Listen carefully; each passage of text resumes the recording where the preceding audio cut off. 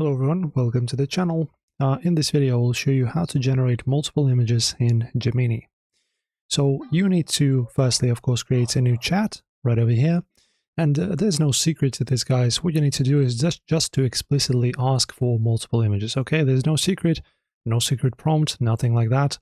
And also don't forget that if you are using the image generation tool, often, right, you should know that if you have a subscription, there are different tiers of them, and if you're on a free tier, you will be able to generate much less images. It's just advice for you guys.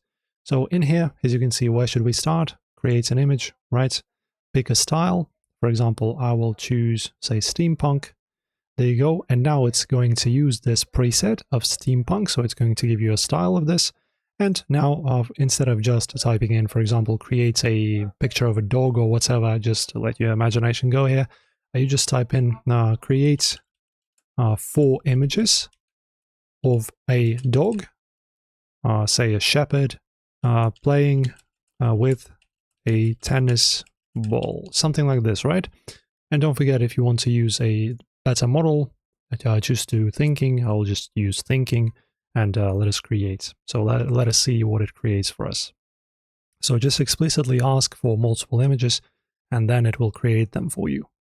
And that's pretty much it. After that, it will create them for you. Also, don't forget that you can also use the Nano Banana. So it's a model that creates images for you. So for example, you can use specialized models like Nano Banana in Google AI Studio as well, and you can create up to 10 images at once. So this is your secret. So that's it, guys, for this video. Enjoy. Don't forget to subscribe and like the video.